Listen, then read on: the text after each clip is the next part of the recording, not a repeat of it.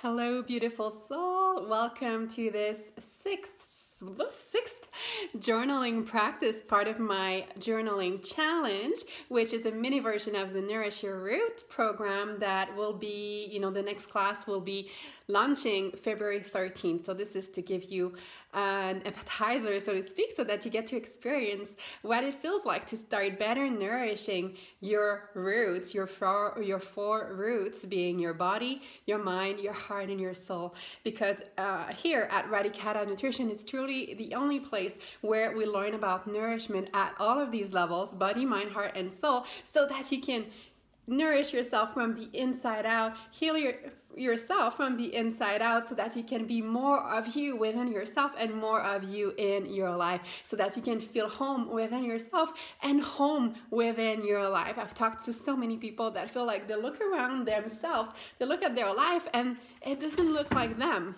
Oops, I hit this foam water as I was doing too many hand gestures. So yeah, look around. Look at your life. Does your life feel like you? If it doesn't, then nourishment is really the path and the practice that will allow you to feel more home within yourself and home within your life. So today, for today's journaling practice, we'll focus especially on the mind. We've already had a journaling practice. I think it was the second one where we looked at our thoughts, or perhaps it was the third one. But anyway, you'll find all of them. If you're on an Instagram, you go to my bio, and in my story highlights, you'll find one titled challenge, so you can go back to all of the past journaling practices if you've missed any of them. So today we'll focus on our mind and better understanding our habits. I mean, there's so many things every single day that are habits that we do out of habits that we don't even have to think about. Perhaps your morning routine is kind of a habit. When you hop in the shower, it's probably a habit. You don't have to think, okay, what do I do next? Okay, water. What do I do next? Oh, soap. I mean, it's just all automatic. Same thing if you're a driver. When you drive, you get into your car. You don't have to think, okay, I have to, turn on the ignition, and I have to, press that button, blah, blah, blah. It's all so automatic. There's a part of our brain that for all of these things that we repeat on a regular basis, that goes into that part of our brain, so we don't have to constantly be thinking about it. And thank God, because this saves us a lot of time, effort, and energy every single day. But there's a downside to that, and there are many things, many habits, that's perhaps things that we do that we would like to improve or change or transform, that gets tricky to change just because the habit seems so ingrained, so practiced, to the point where it has just become part of who we are and how we are in this world.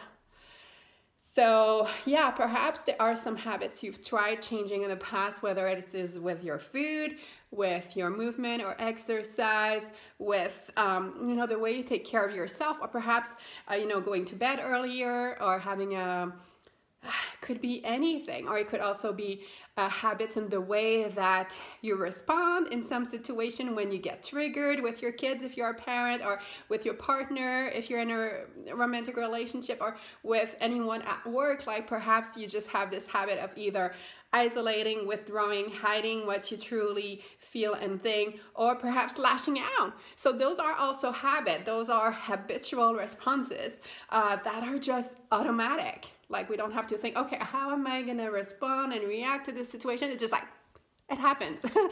So it is not always easy to change our habits because they're so practiced. But I think that one of the things we can do, because yes, we can tell ourselves that it's hard to change habits, but this is not really serving us, and this can even act as a limiting belief, preventing us from even trying to change some of these habits that we have. So the most important thing to do when we want to change our habit is to work with our mind instead of against our mind, so that we can look deeper at what is the underlying motivation underneath these changes that we want to make. I had one client once, and she was talking about a habit that she wanted to implement in her life. And I asked her that question. She's a non-smoker, by the way. I asked her, and did you smoke today? And she was like, what?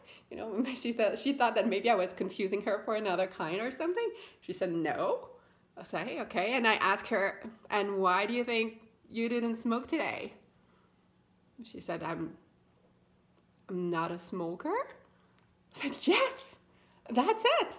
You don't have to think about it. It's just part of your identity. If you're a non-smoker like I am, and like that client is, you're just a non-smoker. So when we go to the grocery store or wherever, like, and we see those cigarettes, like, we don't have to think, should I, shouldn't I, should I not, what do I do? No, you're a non-smoker, you don't buy cigarettes. You're a smoker, you buy cigarettes. That's plain and simple as that.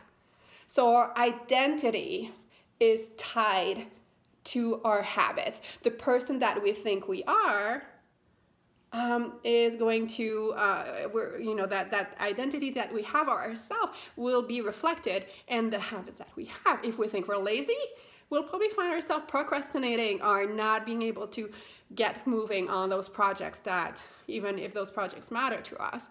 If we think that we are, I don't know, we're too much, we're too emotional, then perhaps, we'll just have, that one is not a good example, because I think, okay, that's a whole other thing. Like, there is nothing like being too much or too emotional. That's not a habit. That's just something we're said, we're told.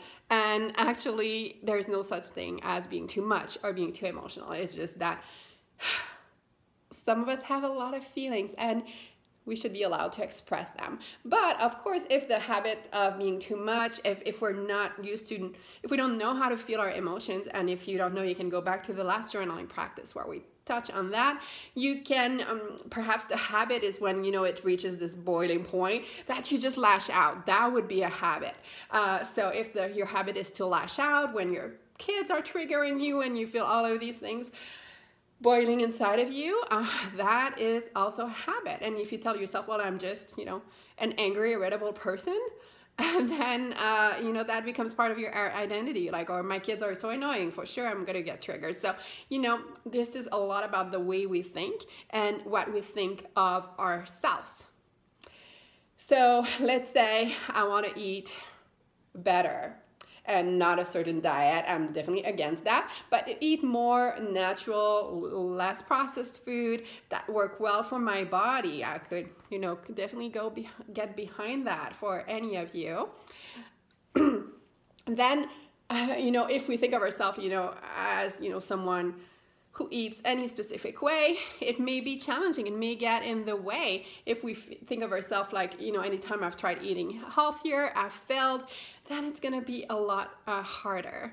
So if we think of ourselves as someone that is, for who nourishment is important, if we think of ourselves as someone that cares about the environment and where our foods come from, then our choices and habits will change as a result. So today's journaling practice, the first prompt is: one habit I desire to cultivate is. It doesn't have to do anything about food.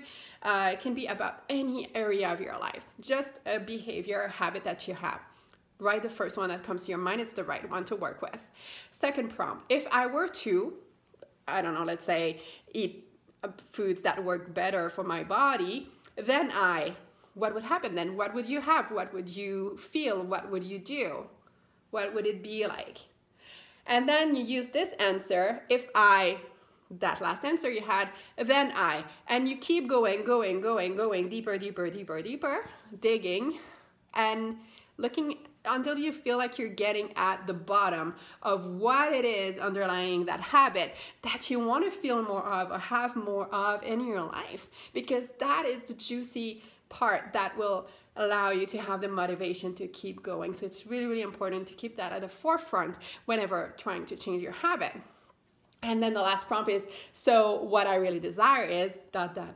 and getting really clear on why you want to change this habit, what it would give you, and what would it make you feel more of. Like for my example, like if I want to eat foods that work better for my body, I could go down, that rabbit hole, which is a good rabbit hole to go down to, using those journaling prompts. And the bottom of it would be, because I want to feel taken care of.